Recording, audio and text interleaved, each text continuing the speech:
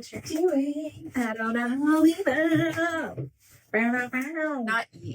I never know what I found.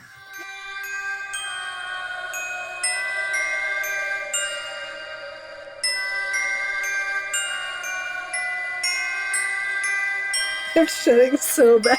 I've just been sitting here holding. I'm shedding really bad too. I think it's a spring shed. Oh, maybe. Because with lashes, that's how it is too. Yesterday I was messaging Kara and I was like, you should feel my hair tomorrow because it feels weird. Although I put a bunch of coconut oil and stuff on it yesterday. Soft today. And set for like an hour. And now I like think it's too, better. though. Okay. Just like coarse. Where we got all that blonde in it. Yeah. Anyway, 10 seconds of silence. There you go. I don't want to do that anymore. I don't like it. I don't like it at all. Okay. Hey. This is the Witches, Magic, Murder, and Mystery podcast. My name's Kara. Hello, my name is Megan. Nice to meet you. Hello, Megan. Hello. Hello. I hear we're going to listen to a true crime story today. We sure are. Great. Okay, so I have been researching for a while, and I could tell it was going to be like a bigger one. A doozy. And so I stopped because I needed a break from it. I don't blame you. But now it's turned out to be a two-parter. You found more. Which I didn't anticipate. Yes. That's fine. So I'm going to release the first part today, as always. If you're on the Patreon, it should also be up today, although it may not be at this exact moment. And then the second part for everybody who's not on the Patreon, we'll release that Monday or Tuesday or something. So it'll come. It just won't be as fast. But the Patreon people, my goal is to have it to you so you can listen to it right after you listen to this one. Dive right in. I will hopefully release them both to you guys at the same time. Weird. I'm doing well at speaking, as always. Today's rough. Today's verbally rough. Today's been a rough day. Kara speaking of the Patreon, just recorded her Patreon episode, and I hated every part of it, except I love Kara. I do love you. Okay. So, I promise I'm not a cannibal. I am.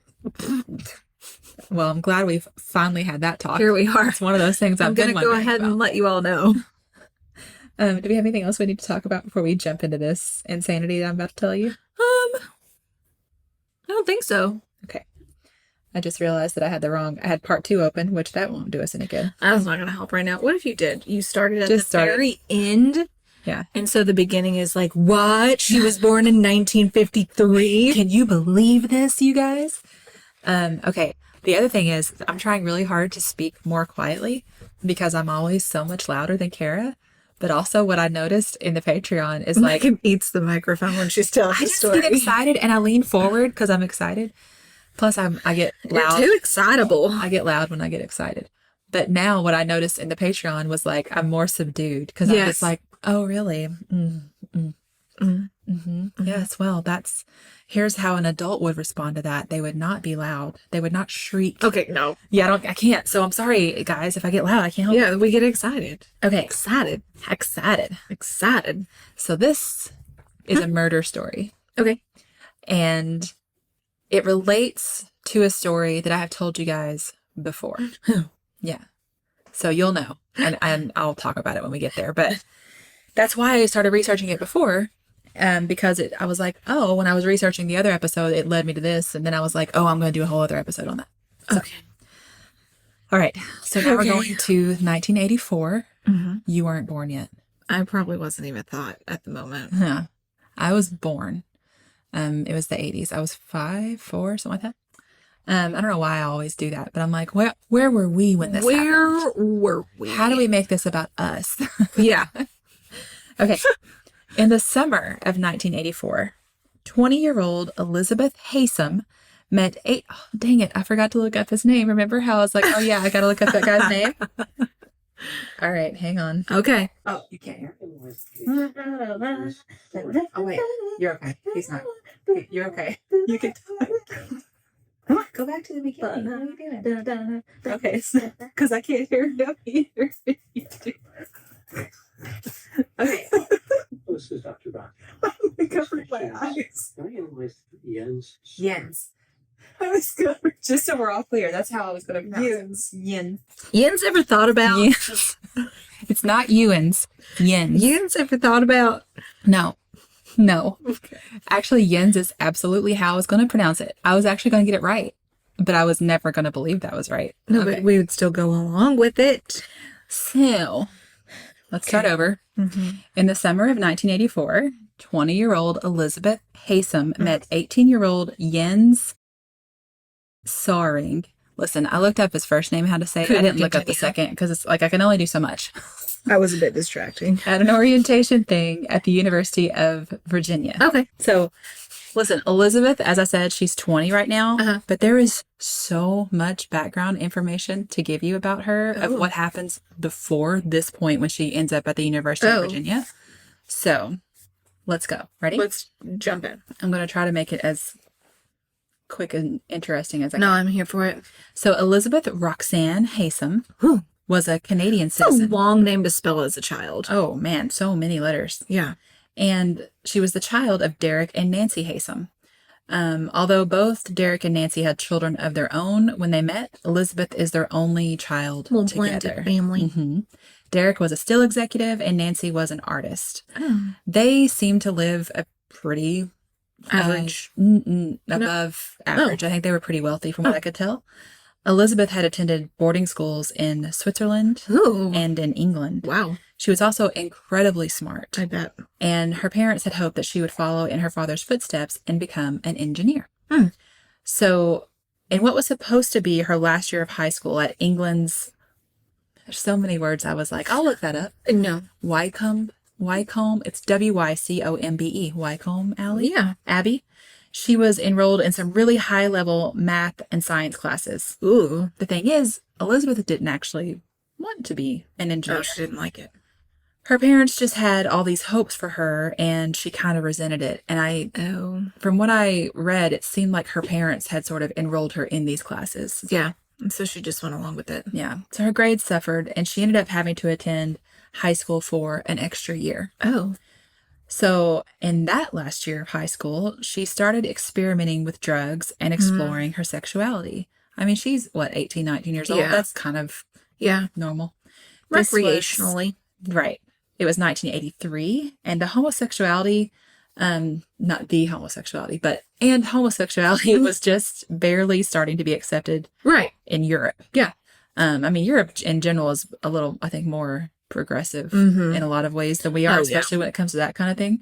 But even over there, it was a little bit like, but it was definitely against the rules at Wycombe Alley, or whatever that school is.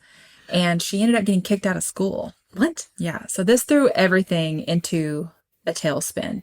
Her dream school had been Trinity College, but now that she'd been expelled, that wasn't going to happen. Oh. On top of that, her girlfriend didn't get into Oxford as she had planned. So the two of them are both like, ugh, all these plans we had for ourselves are gone. Yeah. So we're just going to go wild. Ooh. So from July to October of 1983, Elizabeth and her girlfriend traveled through England, France, Italy, and Germany. Oh my gosh. They took odd jobs, stole food, slept in strangers' homes, sold their blood, and did sex work to survive. Oh my gosh. So basically anything they could think of. They did it. Oh. Yeah. They were just sort of scrapping a life together. Yeah. But by October, they were exhausted and completely broke. And they just didn't want to do this anymore. They were like, you know what? We've partied gone hard. wild. Yeah. And now we're tired. Yeah. We would rather have like consistent. It's Miley warm Cyrus, red cups and sweaty buddies everywhere. 100%. Hands in the air. We don't care. They came in like a wrecking ball. Had so much fun. We So they went something about going home now. They went to the British consulate and they asked for train tickets back to Britain. I haven't even started with the true crime part of this, you guys. This is just like her life. Okay, so Elizabeth gets back to Britain. Now, remember, her parents knew she got expelled, but then she's like off wherever, and they're just gallivanting like, what in the around world is towns. happening? Where is our child? So they were exhausted and bewildered and like at their wits' end. You know? Like, what has happened to our child? They're like, what happened to this daughter that we had all these ambitions for? Her dad was offered a job in Virginia, and they decided it would be a good idea to move to Virginia and give everyone a fresh start with the plan of enrolling Elizabeth at the University of Virginia. Okay. And remember, they were like in Canada before, so this is like a huge move. It's a big move. Yeah. And like I said, that's where 20-year-old Elizabeth met 18-year-old Jens. He doesn't have nearly as wild of a backstory as she does. Jens was also incredibly intelligent. His dad was a German diplomat. Ooh. Jens had been born in Thailand, but moved to the U.S. in 1977. Okay. And he'd attended high school in Atlanta. Oh, well. He had been pretty involved in high school activities because they were thinking about his future college applications. So he didn't go ham. No. He was very much more reserved. Okay. He edited the school paper. He acted in school plays. He worked on photography. He played guitar in garage bands. Oh my gosh, I love that. He got some kind of art award, but it didn't say like what. Oh. He took lots of AP classes. Like all of this was sort of like they were planning. It sounds like the kid our kids would hang out with. Oh, totally. Yeah. Ella, just overachiever. Yeah. Same with Soph. They were planning on him going to like a German university. Oh, Now, okay. he hadn't lived in in Germany since the 70s, and he'd done most of his schooling in the United States. But Right. they were planning on him going back home. Yeah. But then he got accepted to the University of Virginia as a Jefferson Scholar, which I looked up because every article I read acted like, woo, a Jefferson Scholar. Coming. I had the same thought. You simply must meet Thomas. He looked it up. No, I looked it up. He had to Google where he was going. It's one of the most highly selective merit scholarships in the United States. Oh. And considered one of the most prestigious scholarships that can be awarded to a high school senior. Oh my gosh. So his parents were like, yeah, You can just go here. So he got a full scholarship and spending money. Oh, heck yeah. Yeah. So. Yeah. Now, so at school, Elizabeth had trouble fitting in. And Jens also apparently had a hard time fitting in. Apparently, he was kind of arrogant and was described as off-putting. Oh. Elizabeth and Jens started spending more and more time together. So she was attracted to that personality. Yes. Well, you'll have lots of I'll feelings. find out. Okay. Oh, great. They realized they had a lot in common. For instance, they both felt generally superior to other people. Oh. Like how me and you are. Yeah. Right, every day. Yeah. They shared a feeling of disdain for Americans. Just like scabs. Gross. And neither of them liked their families very much. Oh. Mm-hmm.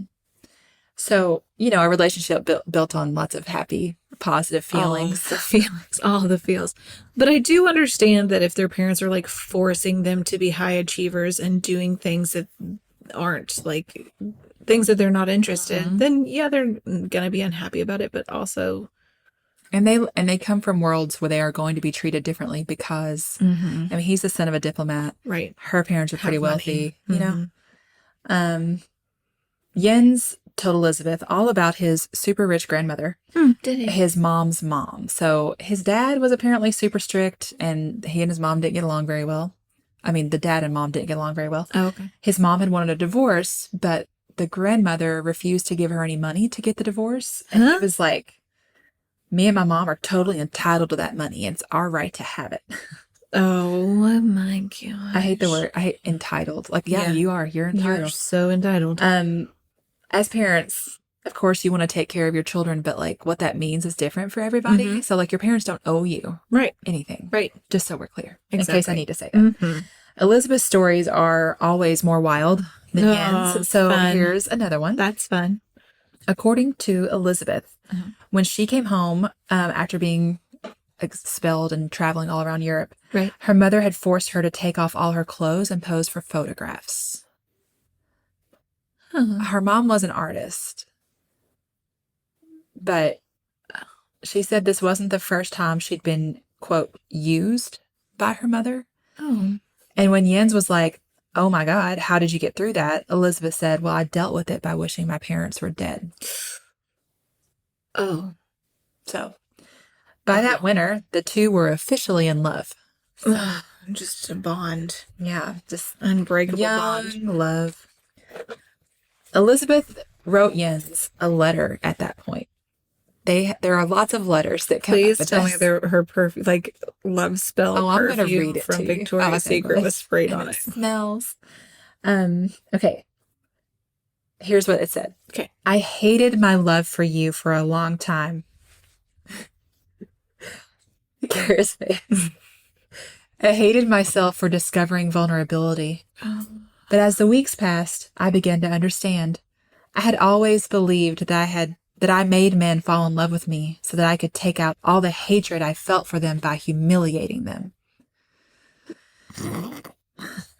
I despised their cheap lust and easy passions.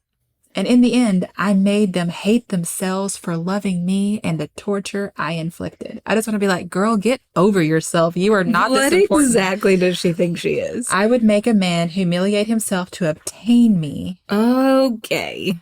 Then I would give him, oh, my mom's going to listen. I would give him the best lay. That's not what she said.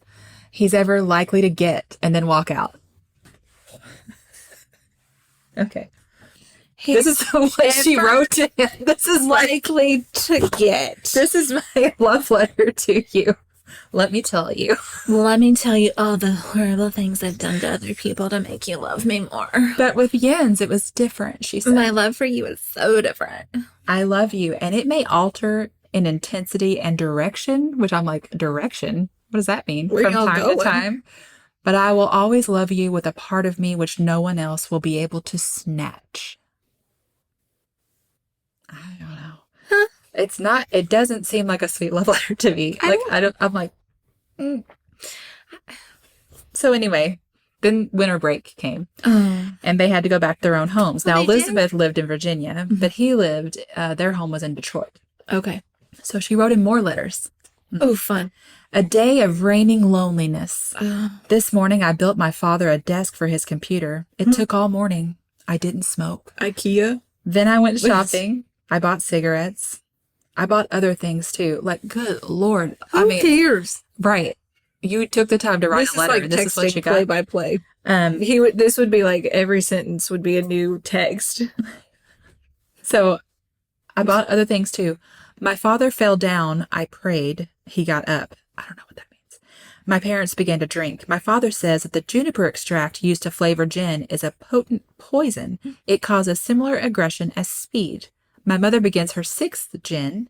I pray she'll use the poker on my cold, guiding father. Well, then Jens wrote her back. Miss you too. Were I to meet your doing parents, were I to meet your parents, I have the ultimate weapon. Strange things are happening within me. I'm turning more and more into a Christ figure. A small imitation, anyway. I believe I could either make them completely lose their wits, have heart attacks, or they would become lovers in an agape kind of way of the rest of the world. And Elizabeth wrote to him, My mother went to her hair appointment 3 days late. My father and I cut down cedars for Christmas presents. Would it be possible to hypnotize my parents, do voodoo on them, will them to death? It seems my concentration on their death is causing them problems. You think?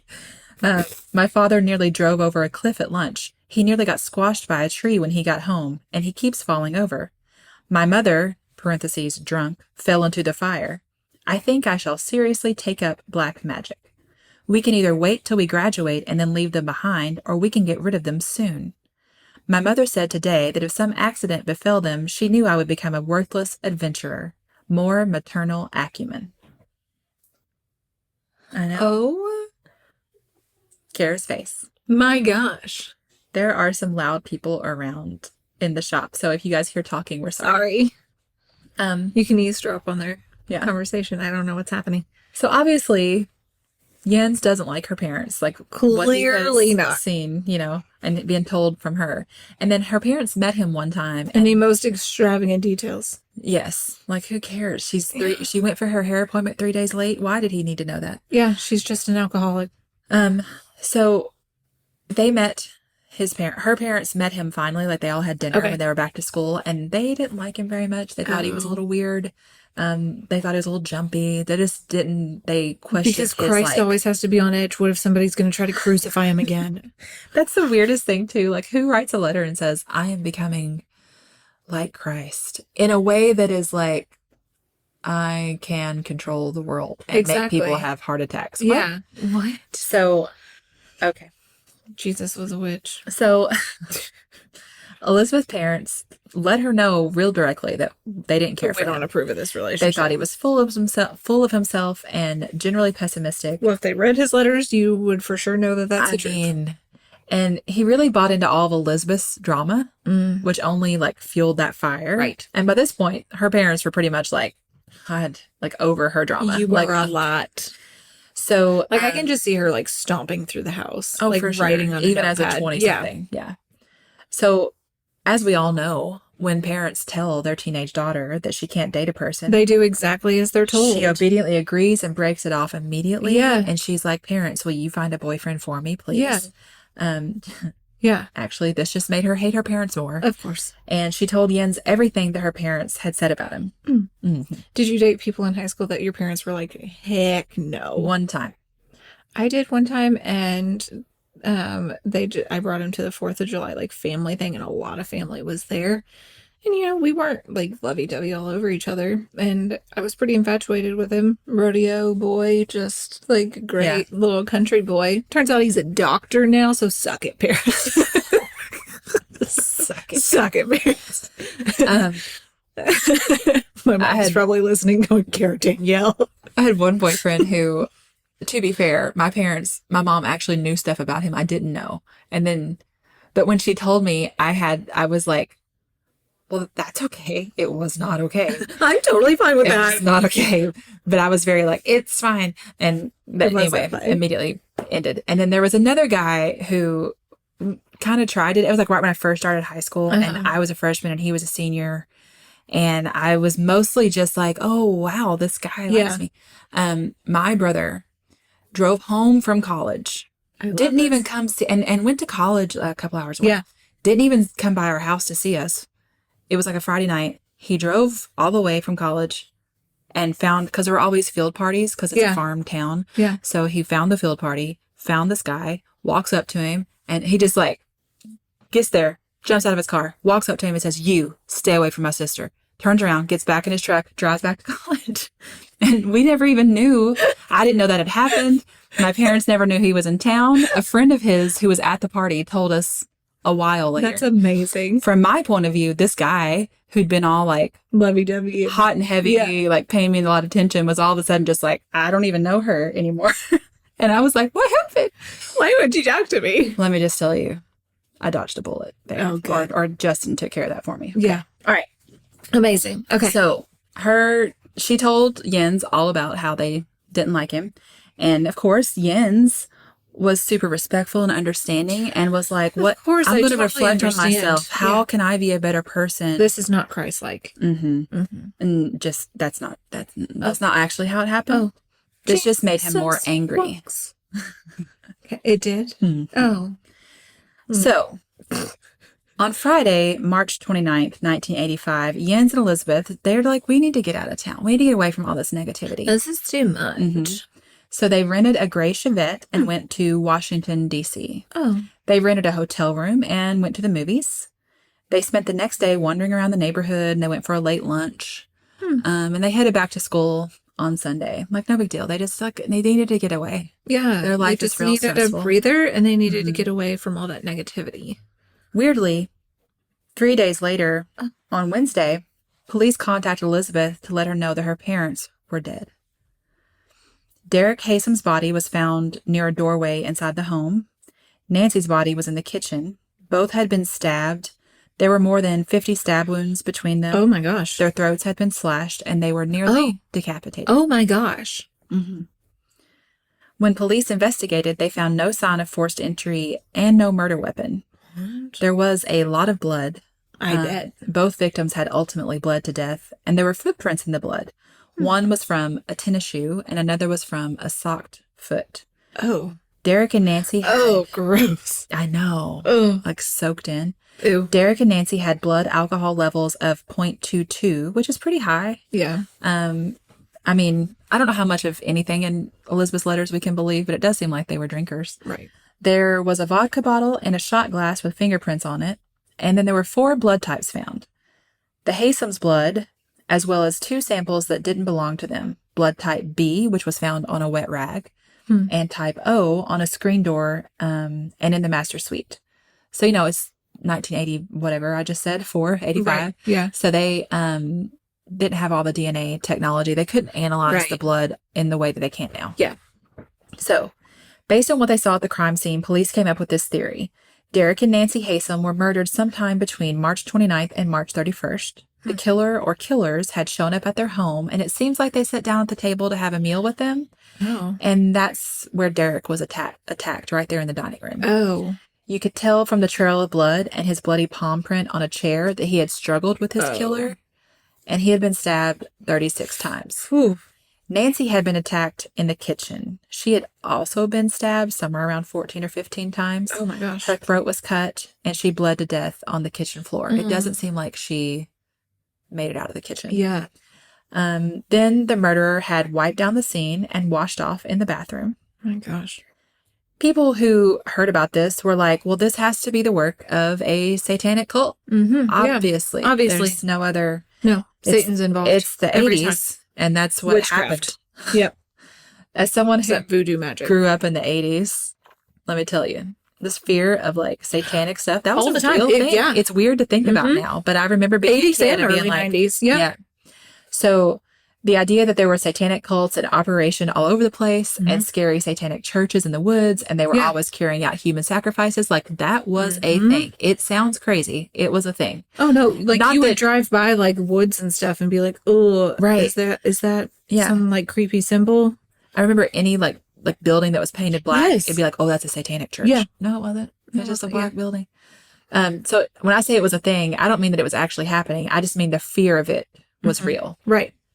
I think I might do an episode on satanic Should. panic. We should. When police questioned Elizabeth and Jens, they thought they were weird. They were like, they're a little strange, but not like murderer strange. Right, they're just both eccentric. weird kids. Mm-hmm. As time went on, though, suspicion around the couple began to grow. Police learned that the odometer on the Chevette that Jens and Elizabeth had rented that weekend had been driven around 669 miles, which is 400 more miles than necessary for the trip from Charlottesville to D.C. and back. It did, however, match up with the mileage that would go from Charlottesville to D.C. to the Haysom home and back. Ooh. When they ask Elizabeth about this, she's like, oh no, we just got lost on the drive, which is a reasonable, Yeah. you know, You don't have you can't GPS prove then. they didn't. Yeah. Yeah. In addition to that, the FBI had created a profile for the suspected murderer and said that the murderer was a female who knew the family. This actually led police to suspect the ex-fiance of one of Elizabeth's half-brothers for a bit, because Oh. the rumor was that they had broken off their engagement because Derrick and Nancy didn't like her. But then her brother was like, or the half-brother, he was like, that's not why we broke up. That's not it. Yeah. Anyway, wasn't her. So police asked the couple for fingerprints, footprints, and blood samples, Footprints. just to eliminate them, of course. I Remember need there you was to put the- this sock on and saturate it in some liquid and then step on this paper. Yes, yes. So they asked for this just to eliminate them, not because they Right. suspect anything, obviously. Never. Obviously, no. Mm-mm. Mm-mm. Elizabeth's like, yeah, okay, sure. But Jens is like, I'm going to have to talk to the German embassy and clear it with them first. Which, again, maybe that's true. Yeah. He is the son of a diplomat. Right. And then Elizabeth and Jens, like, for no reason at all, they just felt like leaving the country. Oh, they I just was- were I like, mean- we didn't get far enough away this We time. got a lot going on. Yeah. And not because we killed anybody or anything. Don't No, even, no, no, that's no, not no, why. no. Why would you even think that? I No. mean, don't make it weird. Don't- don't. We're just leaving the country. No. They didn't let police know they were leaving, though. The way police found out is one of Elizabeth's half-brothers had come home and tried to find her, and then what he found was a letter instead. She loved leaving letters. Actually, Jens had written a letter Oh. that he left for the two officers that were the detectives on the case. Oh, he did. Mm-hmm. So the brother calls the officers, and he's like furious because he's like, they're gone. And so the police come over, and he's like, here's a Y'all letter. accused my girlfriend of... Yeah. Well, this is the brother who's angry because they've disappeared. Oh, yeah. Because they totally, her half brothers were like, yeah, she's done crazy. this. So here's the letter. Dear officers Reed and Gardner. There's a call, but I think it's still recording, right? It says it is. Okay. We're both like, Dear Officers Reed and Gardner, I assume that especially you, Mr. Gardner, will be very excited by now, which is why I hate to disappoint you. Well, that's not exactly true, in parentheses. I suggest that you continue your investigation as before. Undoubtedly, you will find whom you're looking for. As for me, I am afraid you must remain, as Officer Reed put it, only 99% sure of my innocence. From what Liz has told me of what you discovered at Loose Chippings is what they called the Haysom home. That was the name that Nancy had given their home because that's how wealthy they are. They name their homes. Perfect. I can only say that I am incapable of such a thing. I do not have many friends, but I think they will substantiate this and my long-standing dissatisfaction with my life here. So, Elizabeth and Jens had taken separate travel itineraries, and then they met up in Paris. They traveled around for a while using fake names. Of course they did. And I guess in 1985, this made them practically invisible. Like, no one knew where they were. Right. Jens and Elizabeth became Tim and Julia Holt, a married Canadian couple that were students at the University of Kent. Oh. Apparently, at one point, they rented a room in someone else's home, and they would even use their fake names during sex, calling out like Tim and Julia, just in case anyone could hear them in the home. It's like, we are dedicated. Okay, so here's the thing. With Elizabeth's parents dead and living under fake names. Let me say that again. Here's the thing. With Elizabeth's parents dead and with them living under fake names, they didn't have access to either of their family's money anymore. Oh, yeah. And the other thing is that neither of them is going to like live like peasants, you know? Exactly. They don't go from this lavish life to nothing. And that's how they wound up. And also she's already done that. Oh, yeah. She's not doing it again. That's how they wound up committing check fraud in London. Oh, my God. Because you know how it's a good idea when you're on the run because of being under suspicion for a really brutal murder. You use your family's check. To go to another country and attract the attention of the police there. Yeah. Start committing crimes and just see what else you can get away with. Yeah. When police questioned them about their questionable financial practices, they asked if they could search the flat that Elizabeth and Jens shared. And Elizabeth and Jens were like, sure. No one knows why. When police searched the flat, they found Jens and Elizabeth's real IDs. If you're trying to run around with fake names, why are you even carrying the real IDs? Don't know. They just hid them at the flat. I guess they thought they'd be able to go home at some point. I think they thought this will blow over. But I'm like, it's not going to blow over. What are you talking about? So they found their real IDs, their passports, and their birth certificates. What? So now they know who they are. Yeah. It's the 80s, so that might not have meant much to them, except they also found letters that Elizabeth had written to Jens in which they discussed the murder of her parents. This feels like the right time to remind you that both Elizabeth and Jens were like objectively intelligent people. Like, remember how he's a Jefferson scholar? Like, yeah, real smart. They loved writing letters. So Jens and Elizabeth were arrested in London, England for fraud after writing over $5,000, which would be today $11,800. Yeah. I just did that math in my head. No, I didn't. In fake checks, using false papers and lying to police. At this point, it's been over a year since the murders. Oh my gosh. Police in London contact police back in Virginia. And Virginia police flew to London to talk to Elizabeth and Jens. And Jens confesses to the murders of Derrick and Nancy Haysom. Oh. So here's what he says. He said, I'm tired of being on the run. Yeah, he just was like, okay. I mean, it wasn't like they walked in the door and he's like, I did it. But like, once they started questioning him, he was like, okay. I can't deny any of this. So around 8 p.m. on March 30th, 1985, Jens knocked on the door of Elizabeth's parents' house. They let him in. They were like, it's a little strange for him to show up without Elizabeth. Yeah. But they offer him something to eat and drink, and they sit and talk with him. Now, Derrick, as we know, doesn't like Jens, and he is pretty direct about it. He's like, look, I have a lot of hopes and dreams for my daughter, and you are not one of them. Right. So you can either stop seeing her, or I'm going to make sure you get dismissed from the University of Virginia. Oh. Yeah. That's when Jens pulls a knife from his pocket and slashes Derrick's throat. Nancy ran for the kitchen. There was a phone in there, so they think she was probably trying to call for help. But Jens attacked her before she could call anyone. He stabbed her over and over, and she bled to death on the floor. Oh, my gosh. In the meantime, Derrick who had, his throat had been slashed, but he got back up to his feet and got into a struggle with Jens. But ultimately, Derrick ended up, like his wife, dead on the floor. Jens cleaned himself up and headed back to the hotel in D.C. to meet Elizabeth. Great news, sweetheart. Now we can be together. Yeah. He repeats this confession again for other investigators and even shows some scars on his fingers that he says are from the murders. It's been a year since the murders took place. Oh, yeah. Oh, but that's not all. Oh. So even though the letters between Elizabeth and Jens clearly said otherwise, right. In Jens's confession, Mm-hmm. Yeah, Jens. He says Elizabeth had absolutely zero involvement or knowledge of his plan to murder her parents. He just takes the blame completely off of her and is like, it was all me. Elizabeth didn't know that, though. And so when she hears that Jens is talking to the police, she's like, okay, I guess I should confess too then. And so she admitted to her part in the murders. And Jens is like, I did it. Elizabeth knew nothing. She's completely innocent. Mm-hmm. And Elizabeth is like, I did it too. I helped plan the murder. Yeah. Super intelligent. They're very intelligent. They planned this all out. I mean, you've had a year to I think they just thought they decide were so what you smart were they going to get away say. with it. I don't think they ever thought they needed to plan for this. Oh my gosh. Yeah. So Jens and Elizabeth both undergo psychiatric evaluations. Elizabeth is diagnosed with borderline personality disorder, also known as emotionally unstable personality disorder.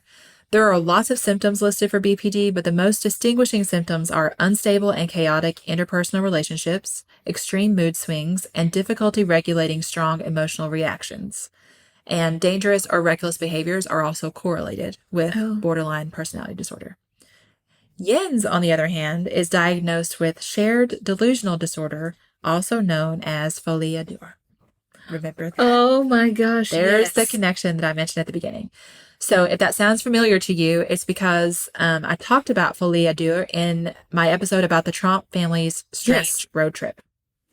So if you haven't listened to that episode yet, you might do that just because I go in more depth about what it is. But in short, it's a term used to describe when mental symptoms, particularly paranoid delusions, are transmitted from one person to another. It usually involves just two people, but it can extend to more.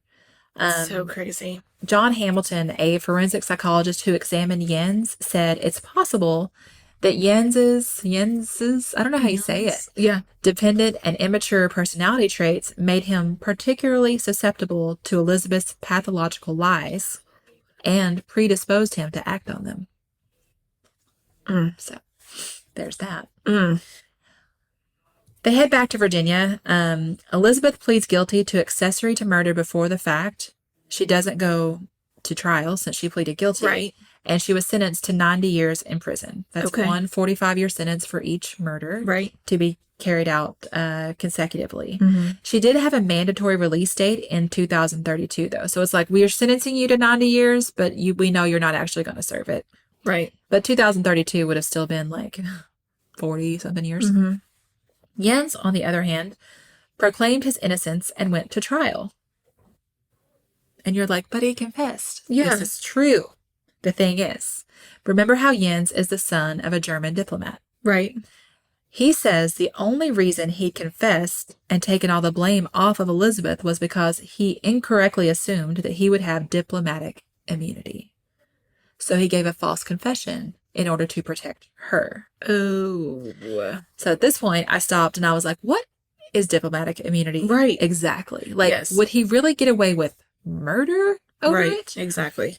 So let's pause for a second in case any of you are wondering this too. Yep, please. Basically, diplomatic immunity is a principle of international law that keeps foreign diplomats from criminal or civil prosecution if they break the law of the country that's hosting them. In some ways, this makes sense, right? Because, like, if you're in a country that you are not familiar with, and you get a speeding ticket, well, you might not even know the law, right? So you wouldn't know that you're breaking it. I get that, right? But on the other hand, if you're a diplomat, maybe part of your job should be acquainting yourself with the country that's going to be hosting you. And besides that, if something is illegal in your home country and in the host country, like, shouldn't that matter? Because murder is illegal everywhere you go. All over the place, I'm pretty sure. I actually Googled it to make sure. Because I was like, what if it's like some weird thing where it's somewhere. And it's like, no, it's basically. No, everywhere. Yeah. There are different qualifications. Except for on those and everything. islands where people aren't allowed. Right. Yeah. But they have their own. There's no law there, period. No. So, as it turns out, it doesn't matter. Diplomatic immunity does basically mean you're not susceptible to criminal prosecution under the laws of the host country.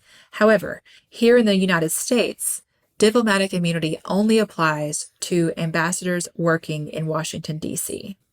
So top-level ambassadors and their deputies can commit any crime, all the way up to murder, What? and they won't be prosecuted in the U.S. court. What? They also can't be arrested or forced to testify in trial. They can, however, be thrown out of the country. So they'd have to leave, but like at that point, like you've already killed somebody. Right. They're going to go back and be what? Heroes in their country? Like what? Right. However, I wrote however, the diplomat's home country can waive the immunity. That's actually the only way diplomatic immunity can be waived. So, okay. If the government of the diplomat's home country has decided Like we to can't waive deal it, with this. Yeah. like they only do that if the diplomat commits a serious crime that isn't related to their diplomatic role. But basically, the reason why Jens didn't have diplomatic immunity is because his dad, while indeed a diplomat, was not an ambassador working in Washington, D.C., so Right. it didn't apply. Right. Remember how smart he is, though. He's that Jefferson scholar. He Don't forget. really knew all about it. So back to Jens.